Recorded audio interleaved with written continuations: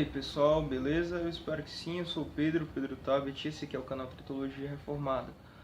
E antes da gente começar o vídeo, eu gostaria de primeiramente me desculpar, passei tanto tempo sem gravar vídeos, na verdade porque eu comecei a trabalhar, tá certo? Então é de 8 da manhã até Deus sabe onde, então tenho um compromisso com a igreja, tá certo? Então gravar vídeos acaba sendo um pouco mais complicado, tá certo? Mas eu estou aqui gravando esse vídeo para tratar de um assunto que eu acho bem interessante dentro da teologia, que causa bastante polêmica, tá certo? Não prometo terminar todos os assuntos, não prometo cessar esse assunto, todos os argumentos sobre isso, ok? Mas pelo menos complementar algo na posição de vocês, tá certo? Vocês que se dizem reformados e ajudar um pouco mais, ok? Na questão argumentativa, Nós vamos comentar sobre várias passagens onde Deus endurece o coração de certos povos, tá certo? E esse vídeo ele vai fazer parte do estudo teológico, tá certo? Onde nós temos dois vídeos falando sobre presciência e outro falando sobre Lúcifer, Quem é Lúcifer, certo? Eu gostaria só de fazer um adendo que no léxico grego, tá, da Vida Nova, do F. Wilbur e do Frederick W. Dunker, eles tratam prognóstico como eleger de antemão. Então, os eleitos de antemão foram predestinados para serem conformes à imagem de seu filho, E o povo em que Deus de antemão elegeu, certo? Romanos 8, 29 e 11, 2, respectivamente, tá? Eu também gostaria de falar que eu vou estar frequentemente olhando para esse textinho aqui, tá certo? Eu escrevi, ok? Vai ser basicamente o assunto do vídeo, certo? Então, sem mais delongas, vamos para o vídeo. Bom, esse tema, como eu disse, ele é um tema um pouco complicado, A gente vai tratar sobre o endurecimento do coração de Faraó e de outros povos, certo? O de Faraó é o mais comum e o mais citado. Mas antes de começar, eu gostaria de falar que não podemos ficar com as nossas convicções pessoais. Devemos sempre ficar com o que a Bíblia diz, muitos vão dizer que Deus ele permite o coração de Faraó ser endurecido, como o reverendo Hernandes Dias Lopes, presbiteriano, gosto bastante dele. Tem uns comentários bíblicos dele aqui, gosto bastante, porém eu discordo nesse ponto, O comentário dele sobre Romanos 9, ele apela mais para uma perspectiva arminiana, pentecostal, do que para uma perspectiva mais reformada, de que Deus ele endurece o coração de Faraó. Ele diz que Deus endurece os que já estão endurecidos. Eu acho que isso não é um fato, Eu acho que isso não é uma verdade, certo? Mas recomendo o pastor Hernandes Dias Lopes, muito bom. Outra questão é quando se fala da filha de Jefté, no sentido de que choca com as nossas convicções pessoais. Jefté ele estava indo para a guerra, e ele diz que se ele voltasse, se ele ganhasse da guerra, ele mataria o primeiro ser que aparecesse na frente dele. E aí quando ele volta, quem vem ao encontro dele, a primeira pessoa é a sua filha. E aí muitos vão dizer que ele não sacrificou a sua filha, que na verdade o sacrifício que ele fez foi de fazê-la permanecer virgem, não entregando a nenhum homem. Porém, não se tem esse entendimento na Bíblia Sagrada. O entendimento que se tem é de que sacrifícios em conjunto com morte, em conexão com a morte. Então, de fato, Jefté matou sua filha, Essa é a minha convicção, esse é o meu pensamento, porque à luz das Escrituras, sacrifício requer isso, tá certo? Então, esse é o meu ponto de vista, ok? Então, que fique claro. Vou ficar com o que a Bíblia está dizendo, o texto em grego e o texto em hebraico estão dizendo, certo? E o primeiro texto está em Êxodo, no capítulo 10, no versículo 1, eu estarei lendo na NVI, que diz o seguinte: O Senhor disse a Moisés: Vai a Faraó, porque tenho endurecido o seu coração e o coração de seus servos, para fazer estes sinais no meio dele.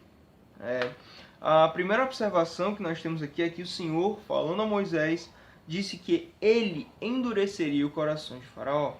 Mas ele diz não só o de Faraó. Note que o texto diz: tenho obstinado o coração de Faraó e o de seus conselheiros. Ele diz: eu tenho feito isso. Dando uma ideia de continuidade. Eu continuamente endureço o coração, torno o coração deles obstinado. Né? E é interessante que o verbo hebraico, hikebadeti, né? Ele está num grau que significa... Ele está num grau rifil. Né? Os verbos no hebraico eles têm graus para dizer que se ele é causativo, enfim. E esse verbo aqui ele é causativo. O que é que isso significa, Pedro? Significa que o sujeito ao qual o verbo se refere está causando essa ação. Ele é o causador dessa ação. Igual o Êxodo 20, no verso 2, quando diz que o Senhor fez sair o povo da terra do Egito. Ali também está no grau rifil. Né? Então, foi o Senhor quem tirou o povo da terra do Egito. Né? O povo não foi por conta própria, mas o Senhor o tirou. Né? O Senhor os tirou. E o mais interessante nisso é que muitos vão argumentar que Deus aqui ele permite o endurecimento do coração de Faraó. Porém, eles não vão dizer que Deus ele permitiu que o povo saísse. Eles vão dizer que Deus tirou o povo. Então, assim como Deus tira o povo, Deus endurece o coração de Faraó. E é tão interessante que a primeira tradução bíblica, né, que é a Septuaginta, o Velho Testamento em grego, quando ele faz uma tradução do hebraico para o grego, o termo que ele usa aqui é esclerino, né, que significa endurecer. E esse verbo esclerino, ele também está na voz ativa, ou seja, é o sujeito que está fazendo essa ação. Então é Deus quem está causando o endurecimento do coração de Faraó. É o Senhor quem vai até Faraó, e não somente a Faraó, mas aos seus conselheiros, e endurece o coração daquele povo para que eles não deixem o povo sair, certo? Então a tradução do grego ela concorda diretamente com o hebraico, certo? Alguns argumentam que foi Faraó que endureceu seu coração, mas isso é uma questão do hebraico, né? Quando nós vemos Faraó endurecer o próprio coração, então Faraó endureceu o seu coração. O hebraico muitas vezes ele escreve da seguinte forma: a carta escreveu-se a si mesma. A carta se escreve? De forma nenhuma.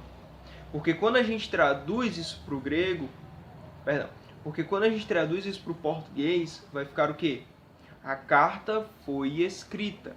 Então, a tradução que deveria ser feita não é equivalência, mas é uma ideia de que Faraó teve o seu coração endurecido, tá certo? No hebraico está Faraó endureceu o seu coração.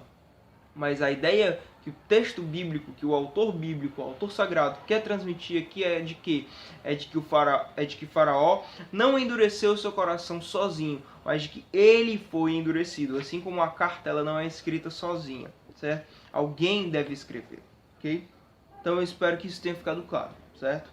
O próximo texto que a gente vai, além de Êxodo 10, versículo 1, é Deuteronômio 2, no verso 30, né? Onde diz que Deus endureceu ou obstinou o coração do rei Seom para não deixar o povo ir, né? Seguinte: porquanto o Senhor seu Deus endurecera seu espírito e fizera obstinado o seu coração. Aqui Moisés ele está lembrando ao povo do que Deus fez, né? De quando o rei Seom não deixou o povo ir, e Moisés está dizendo: foi Deus quem obstinou o coração do rei Seom e de todo aquele povo, tá certo? Aqui, quando traduz obstinado, ele não traz aquele mesmo verbo, tá certo? Agora ele traz outro verbo, que é o verbo cachar, né? Mas também significa endurecer, né? E aqui novamente é usado o grau causativo, ou seja, significa mais uma vez que foi Deus quem endureceu o coração do rei Seom para perseguir o povo, tá certo? Foi o Senhor quem fez agir daquela forma. Certo? Não o rei que endureceu o próprio coração, mas o verbo cachar também está no rifilho e significa que foi Deus quem causou diretamente aquela ação, certo? Então a Septuaginta é interessante que ela ainda traz o mesmo verbo, né, esclerino, ou seja, na voz ativa, né? Então o que é que o tradutor ele está querendo dizer? Estou querendo concordar com o texto hebraico de que é Deus quem está endurecendo o coração do rei Seom, assim como ela traduz esclerino, tá certo? Endurecer no hebraico.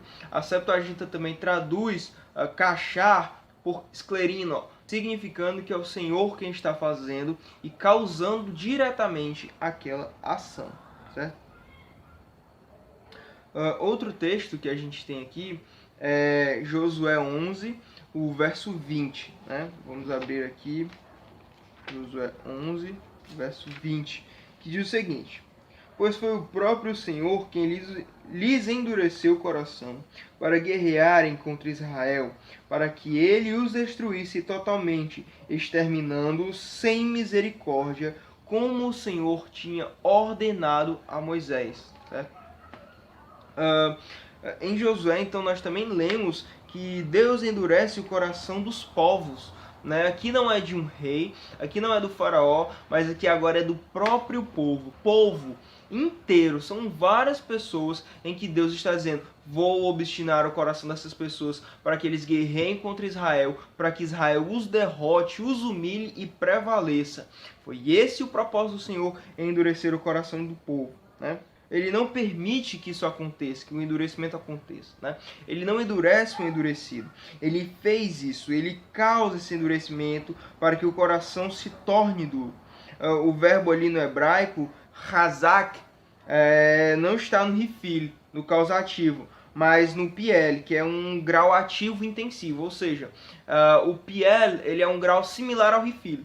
Se o rifil ele é um causativo, o piel ele é um grau ativo intensivo, ou seja, também significa que aquele sujeito ele está ativamente causando aquela ação e ele intensifica. É como se ele estivesse intensificando o verbo, né? Então é o Senhor quem está causando. Ele quis dar uma intensidade àquele ato, àquela atitude que o Senhor está fazendo, certo? Apesar de não ser o grau causativo, é o sujeito quem realiza a ação. Na Septuaginta, o verbo agora é kathio, né? Que tem basicamente o mesmo significado de endurecer, mas seu sentido é maior. O sentido no grego aqui, além de endurecer, significa fortalecer. Né, o que é basicamente o mesmo sentido. Se algo está mais forte é porque está mais duro. Então a voz ativa nesse contexto, tá certo? Então nesse contexto aqui, Deus ele torna mais forte, mais duro o coração daquele povo, para que eles pelejassem contra Israel. Deus não está permitindo, mas Deus está causando, e o verbo ele intensifica isso. O verbo tanto no hebraico quanto no grego estão na voz ativa e dá-se a entender de que é Deus quem está causando essa ação, de que é Deus quem está fazendo esse endurecimento. Outro texto que nós temos aqui é em 1 Samuel 2,25. O interessante é que em 1 Samuel 2,25 não é afirmado explicitamente que Deus ele endurece o coração das pessoas que estão ali no contexto. Né? Se a gente for ler o texto, ele está repreendendo os seus filhos, porém eles não lhe deram atenção. Né? O texto diz o seguinte: se um homem pecar contra outro homem, os juízes poderão intervir em seu favor. Mas pecar contra o Senhor, quem intercederá por ele? Seus filhos, contudo, não deram atenção à repreensão de seu pai, pois o Senhor os queria matá-los. Né? Então, o Senhor estava querendo matar os filhos de Eli. Né? Aqui não, como eu falei, não expressa que Deus endurece o coração dessas pessoas. Porém, esse texto ele evidencia o querer de Deus em matar pessoas. A expressão aqui, esse querer, ele é tão evidente que a Septuaginta usa querer duas vezes para poder dizer que Deus quer matar os filhos de Eli. A expressão que ela usa aqui é bulómenos buleto, ou seja, enfatiza o desejo de Deus em matá-los. Né? A título de curiosidade, a expressão hebraica aqui é lahamitan, né? Para expressar o desejo de Deus em querer matá-los, ou seja, é uma expressão enfática no querer de Deus, na vontade do Senhor. Então, se ele endurece pessoas para matá-los, a interpretação que nós temos aqui, a inferência que nós temos no texto, é de que realmente o Senhor endureceu o coração desses rapazes para que eles não obedecessem Eli, não dessem atenção e fossem mortos na mão do Senhor, né? Outra referência que nós temos, aí nós já vamos para o livro dos Salmos, né? Salmo 115, perdão, Salmo 105, os versos 23 ao 25, dizem o seguinte: Então Israel foi para o Egito, Jacó viveu como estrangeiro na terra de Cã. Deus fez proliferar o seu povo, tornou-o mais poderoso que os seus adversários, e mudou o coração deles para que odiassem o seu povo, para que tramassem contra seus servos, né? Então aqui nós temos outro relato de quando Israel entrou no Egito e de quando Israel saiu do Egito, né? E aqui diz que Deus tornou obstinado o coração do povo para odiar Israel, né? Para odiar Jacó. Deus fez que o povo fosse fecundo, que o povo fosse próspero, que o povo tivesse abundância, para que as nações, para que o Egito odiasse Israel. E quem fez o Egito odiar Israel não foi Israel próprio, não foi os próprios egípcios, mas foi o próprio Deus. Deus fez com que eles odiassem Israel, né? No hebraico, o verbo mudar, no hebraico, esse verbo mudar aqui significa transformar, mudar, converter. Ou seja, Deus mudou, transformou e converteu o coração dos egípcios para odiar Israel, né? Mais uma vez, citando a Septuaginta, o verbo é metástrefo, que significa transformar em algo de caráter oposto.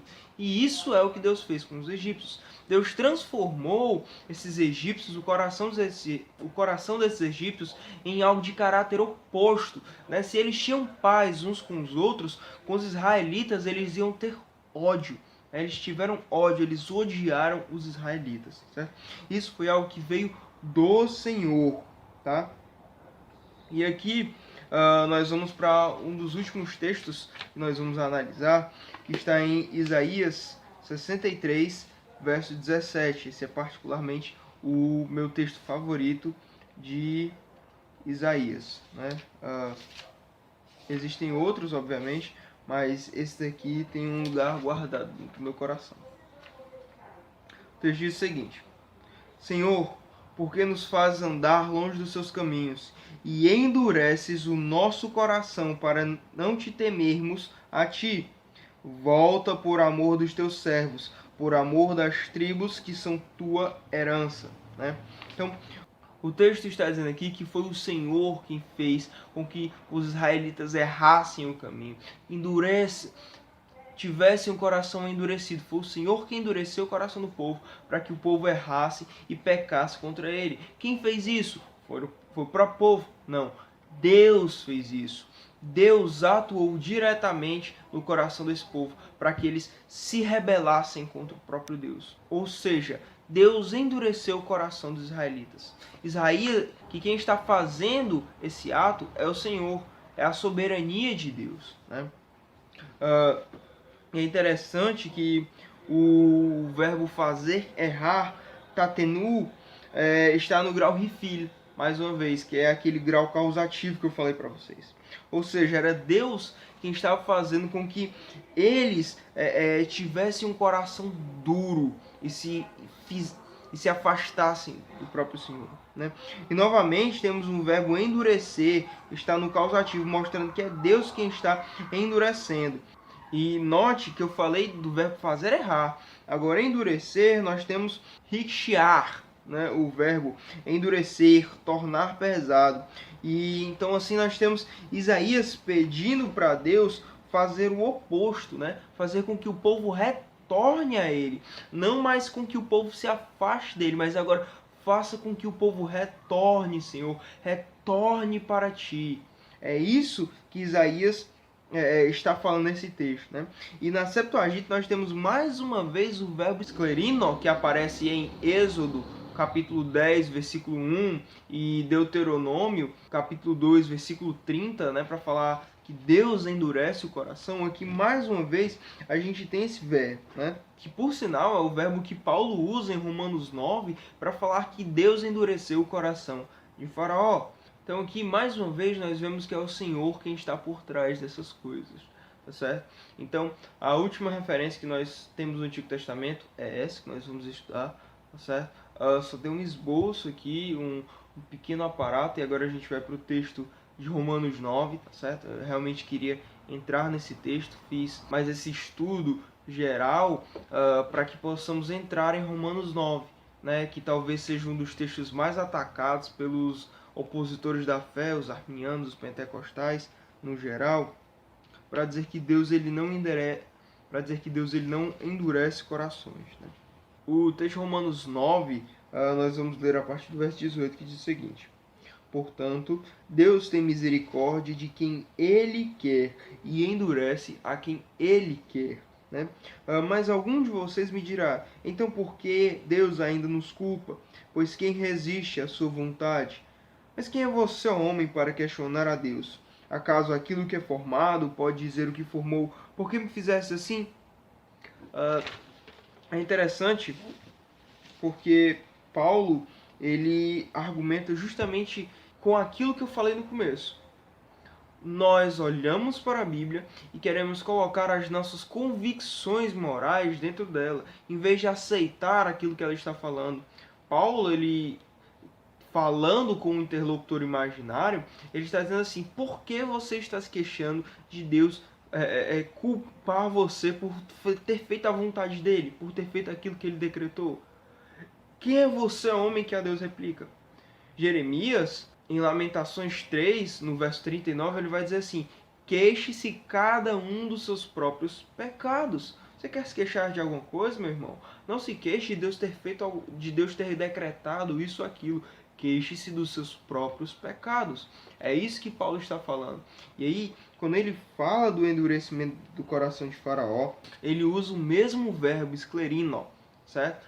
Eu gostaria só de deixar claro que o Romanos 9 aqui, ele vai ser a finalização do vídeo, justamente porque é ele quem dá toda essa contribuição de Deus endurecer o coração de Faraó, e não só o de Faraó, de todas as outras pessoas, certo? Eu peguei alguns textos para que a gente possa estudar Romanos 9, tá? Para que a gente caminhe nessa sequência de ver textos. Realmente, Deus endurece o coração de Faraó, Deus endureceu o coração do rei Sion, Deus endureceu o coração de muitos povos para que Josué pelejasse por ele, para que o Senhor fizesse Israel prevalecer, endureceu o coração do povo de Israel para que ele se afastasse dos seus maus caminhos, enfim, certo? Até a gente chegar aqui em Romanos 9, ok?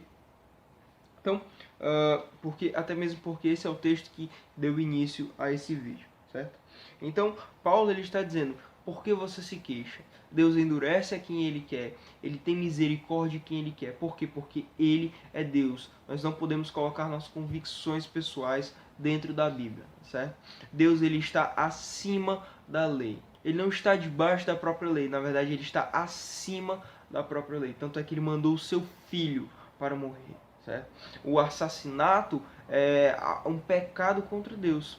Não matarás, ali deveria ser traduzido como não assassinarás, mas o próprio Deus planejou a morte do seu filho para que ele fosse glorificado e para que muitos fossem salvos pela morte de Jesus Cristo, ok? Então, eu espero ter deixado isso bem claro. Então, Paulo aqui ele vem trabalhando toda a questão de endurecimento, de eleição e de reprovação, né? No capítulo 8 nós temos a questão da eleição. Agora no capítulo 9 Paulo continua a questão da eleição e vai até o capítulo 11, certo? Ele parece fazer, então, desde o capítulo 8, o capítulo 9 aqui, Paulo então parece fazer uma conclusão de pensamento, né, ao afirmar que Deus é quem prepara vasos de ira e vasos de misericórdia, quando ele diz o seguinte: E se Deus, querendo mostrar sua ira e tornar a conhecer seu poder, suportou com grande paciência os vasos da ira preparados para a destruição. Ou seja, Paulo está dizendo, se Deus, querendo mostrar o seu poder e a sua misericórdia, suportou os vasos de ira preparados para a perdição, Paulo ele conclui aqui o pensamento de que Deus ele prepara vasos de ira e de misericórdia, de honra e de desonra. E nisso há um endurecimento do coração dessas pessoas que são vasos de desonra, vasos de ira, porque Faraó era um vaso de ira. E aqui Paulo ele trabalha essa questão de Deus endurecer o coração de Faraó, de Deus endurecer o coração de Faraó, e aí conclui afirmando que Deus ele prepara vasos de honra e vasos de desonra, tendo o entendimento de que Faraó era um vaso de desonra, porque Faraó não foi salvo. Então, ao afirmar que é Deus quem prepara vasos de misericórdia, vasos de ira, honra e desonra, uma observação que nós podemos fazer aqui é que esse verbo endurecer está mais uma vez na voz ativa. Né? Muitos ainda vão tentar argumentar que as referências são demonstração da permissão de Deus. Mas, quando está na voz ativa, quando o verbo hebraico está no grau rifil ou no grau piel, amigo, eu sinto muito, mas não tem para onde correr. De fato, está mostrando que é Deus quem está causando essa ação, que é Deus quem está fazendo isso, que vem de Deus. Deus ele não permite, mas ele age naquele propósito. Ele age naquela situação. É ele quem está fazendo, é ele quem está causando, criando, guiando e determinando todas aquelas coisas, certo? Então, Deus ele não é um espectador apenas, né? mas um agente causador e primário de toda a situação. Um agente causador primário, importante isso, ele é um causador direto daquela situação. É ele quem está fazendo, é ele quem está trabalhando nisso. Certo? É uma questão muito debatida, mas Paulo resolve deixando o problema nas mãos de Deus. Paulo joga isso para Deus, ele diz, quem és tu, homem, para discutir com Deus? É Deus quem está fazendo, Deus quem quer fazer isso. Eu não posso falar nada, eu só tenho que aceitar aquilo que Deus está falando. Pois é Deus quem endurece, quem tem misericórdia da criatura. É Ele quem faz os vasos de ira e de misericórdia, de honra e de desonra. Então esse texto mostra que Deus endurece os corações, não só Romanos 9, mas Êxodo 10:1, Deuteronômio 2:30, 1 Samuel 2:25, o texto de Josué, Isaías 63:17, Salmo 105, versos 23 ao 25, perdão.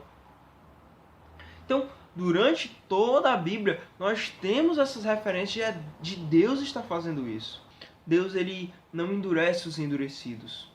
Ele inicia o endurecimento e torna obstinado os corações. Paulo dizia da questão levantada no verso 17, levantada no verso 19. Ele simplesmente afirma que Deus é Senhor. Ele simplesmente diz, Deus é Senhor soberano. Elege quem quer, reprova quem quer, cria vasos de ira e vasos de honra, vasos de misericórdia e vasos de desonra. É o Senhor quem faz todas as coisas. Então espero que tenha ajudado, certo? Não esqueça de deixar o seu like, de compartilhar esse vídeo. Muito obrigado, valeu e tchau, tchau.